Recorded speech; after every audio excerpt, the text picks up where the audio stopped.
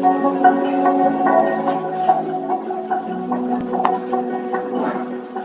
tengah masa darurat COVID-19, Kemendikbud menghadirkan terobosan berupa bantuan subsidi kuota data internet sebagai salah satu solusi untuk meringankan beban ekonomi guru dan keluarga, serta mendukung pembelajaran jarak jauh. Ini merupakan pertama kalinya pemerintah menyalurkan bantuan masif berupa kuota data internet kepada puluhan juta masyarakat yang membutuhkan.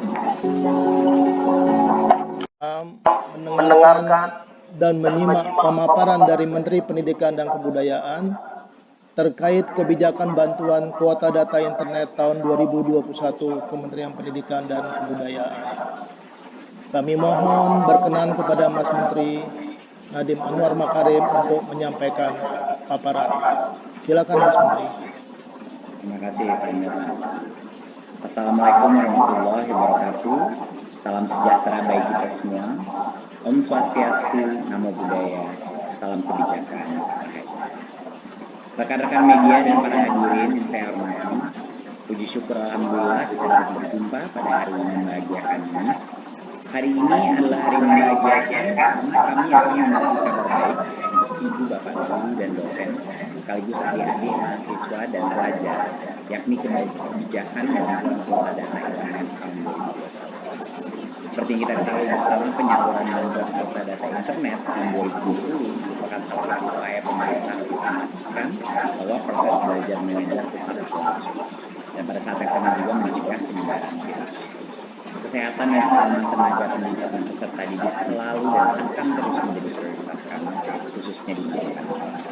Oleh karena itu kami menyerahkan sepenuhnya keputusan untuk memulai kembali pembelajaran tatap muka kepada pemerintah daerah dan sekolah. Dan kami akan terus mendorong pemerintah daerah dan sekolah-sekolah yang sudah memenuhi daftar periksa untuk segera melaksanakan tatap muka, walaupun dengan rotasi dan dengan berbagai macam modifikasi daripada proses pembelajaran.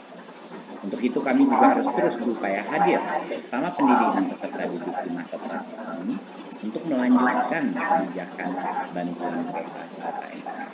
Izinkan saya melakukan sedikit paparan untuk mempresentasikan apa program bantuan kuota internet.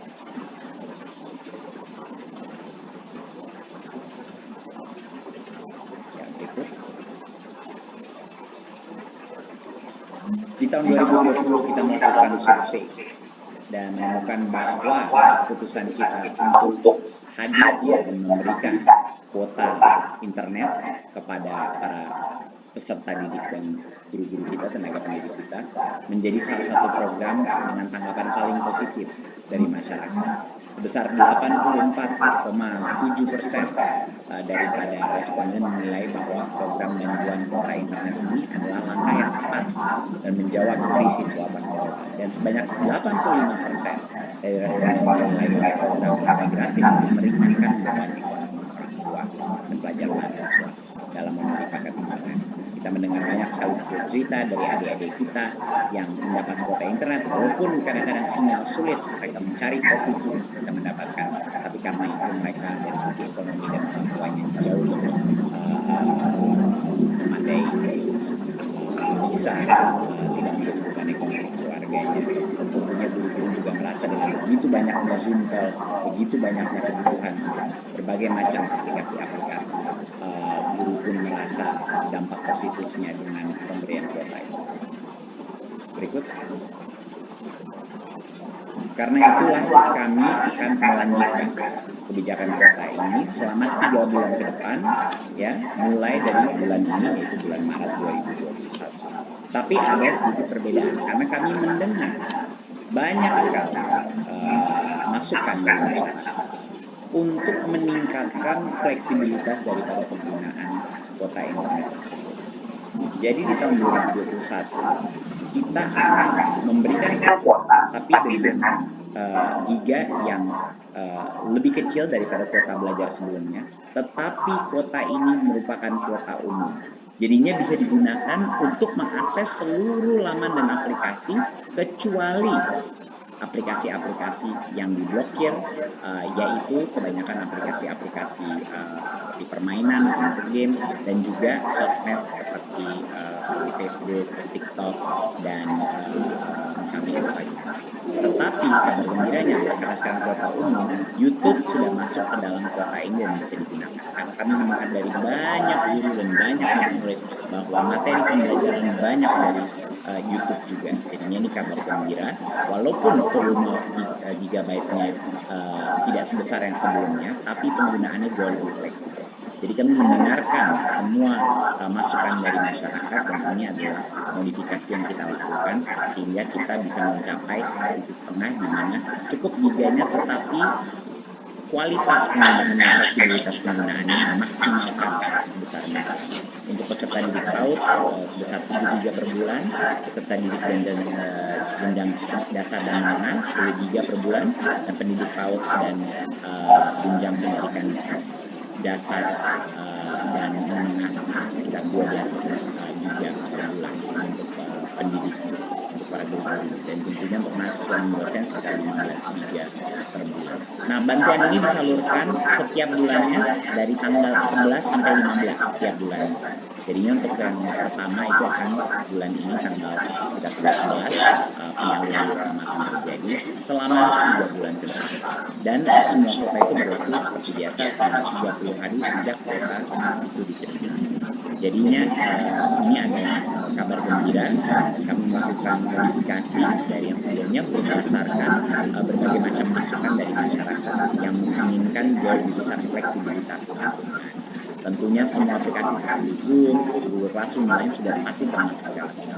Ya, yang benar-benar kita keluarkan atau dikecualikan adalah yang khusus untuk entertainment, yang khusus untuk hal-hal yang tidak berhubungan dengan pendidikan yang kita kecualikan. Berikut, siapa yang berhak menerima bantuan kuota ini? Jadi pastinya semua yang sudah menerima kuota pada bulan November Desember 2020 dan nomornya masih aktif akan otomatis menerima bantuan kuota pada bulan Maret sekitar tanggal 11. Mereka akan langsung menerima. Jadi kalau sudah pernah menerima pasti akan menerima lagi. Nah, kecuali ada beberapa pengecualian. Yang pertama adalah kecuali bagi yang kemarin diberikan tetapi penggunaannya di bawah 1 GB. Artinya memang tidak digunakan data yang diberikan karena berbagai macam alasan. Jadi itu tidak akan diberikan bagi yang penggunaannya kemarin tidak digunakan datanya. Yang kedua adalah pemimpin satuan pendidikan tidak perlu lagi mengunggah SPT JNN lagi untuk bagi yang sudah menerima bantuan pada bulan November dan Desember.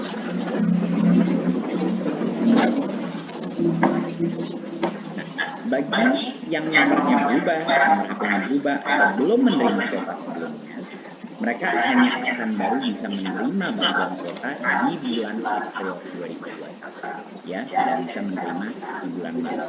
Ya, kalau misalnya nomornya berubah atau belum pernah menerima kuota sebelumnya.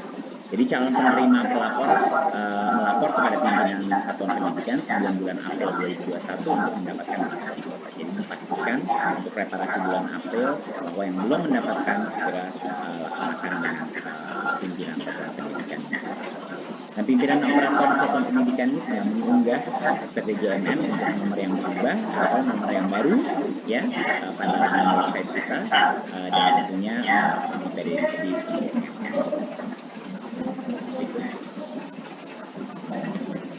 Persyaratan menerima bantuan kuota internet di tahun 2021 masih sesuai dengan peraturan Sekjen Kemendikbud nomor 4 tahun 2021. Ya, peserta didik dan pada PAUD dan jenjang pendidikan dasar menengah harus terdaftar di Dapodik dan memiliki ponsel yang aktif.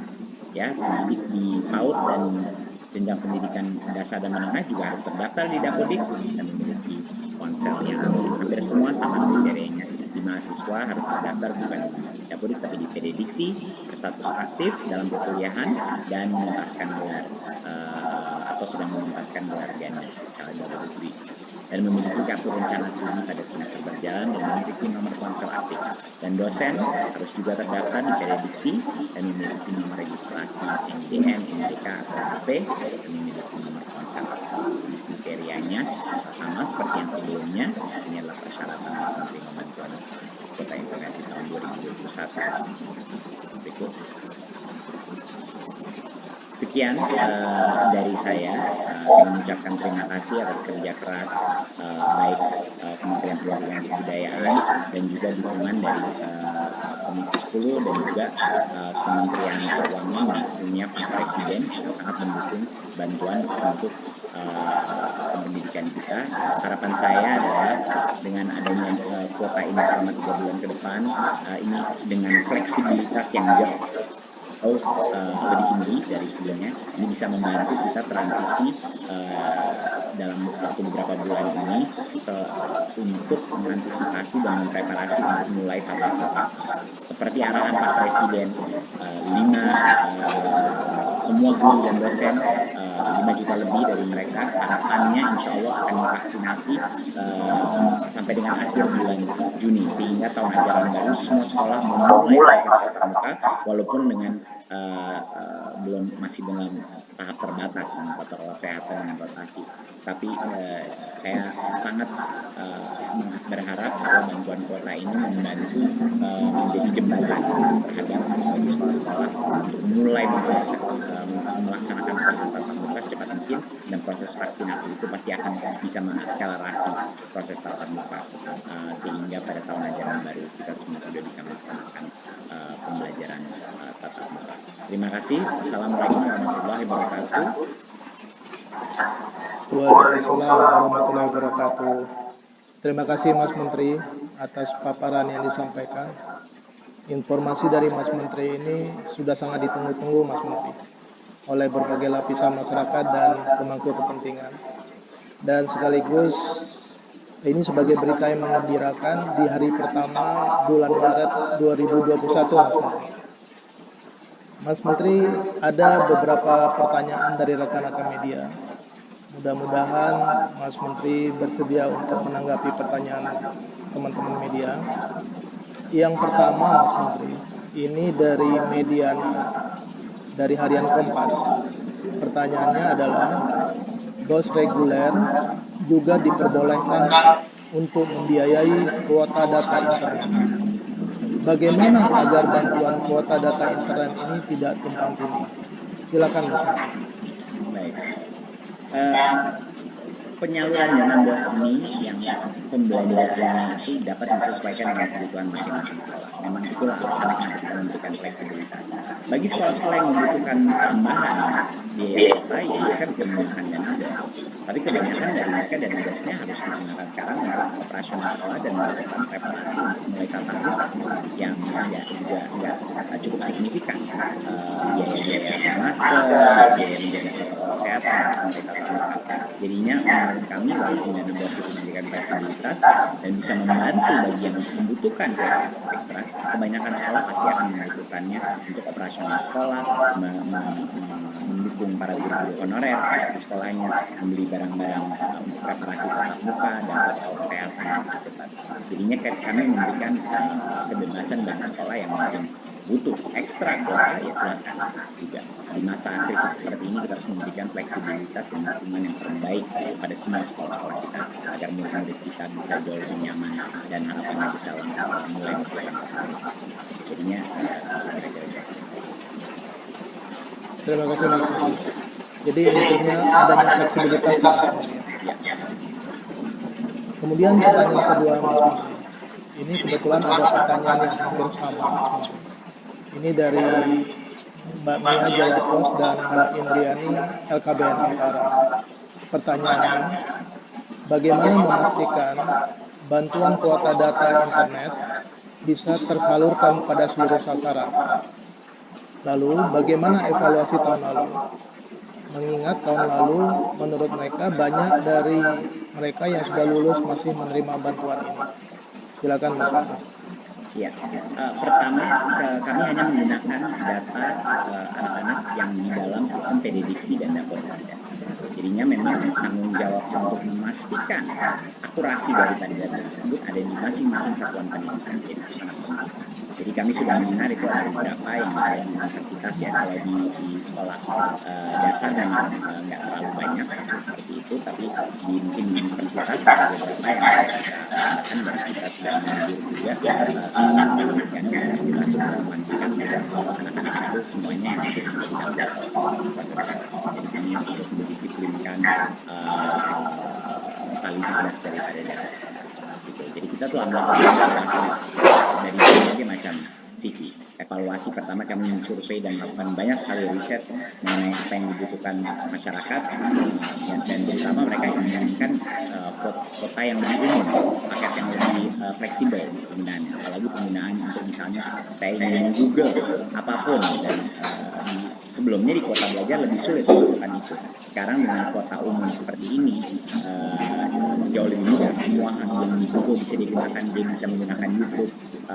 Di luar Facebook, Instagram, sama TikTok, sebenarnya hampir semua dia bisa gunakan internet ini, kuota internet ini. Jadi itu adalah salah satu hal yang kita evaluasi sebelumnya dan melakukan perubahan dan membuat keputusan untuk mendengarkan aspirasi dari terhadap sistem ini.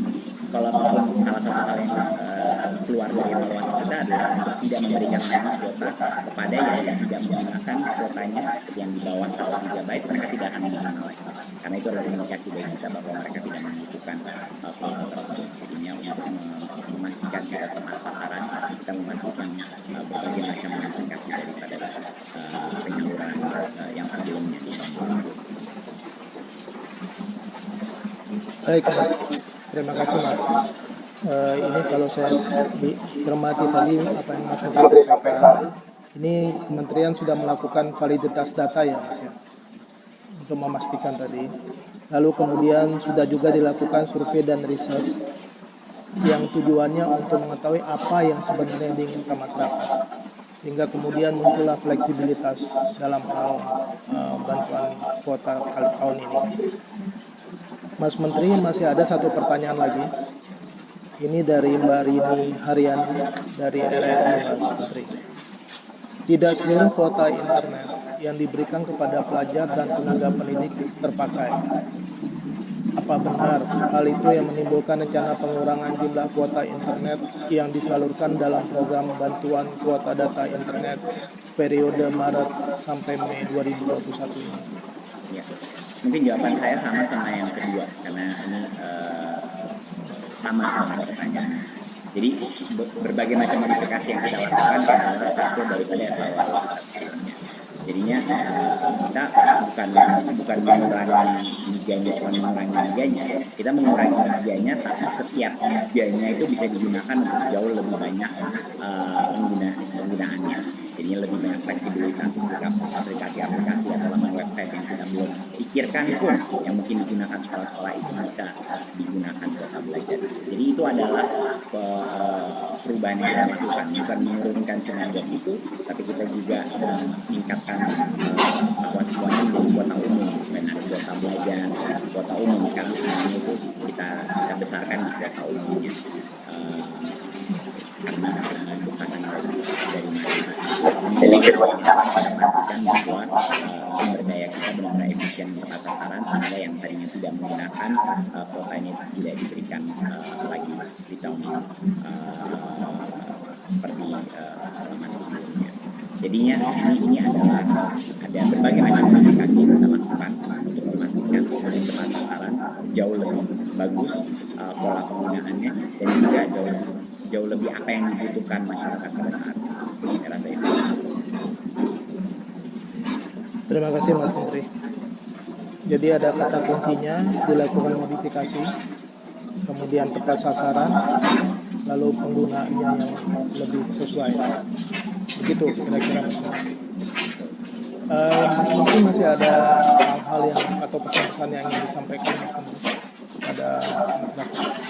Enggak, saya rasa itu aja dari saya. Terima kasih sekali lagi instansi pemerintah yang mendukung ini.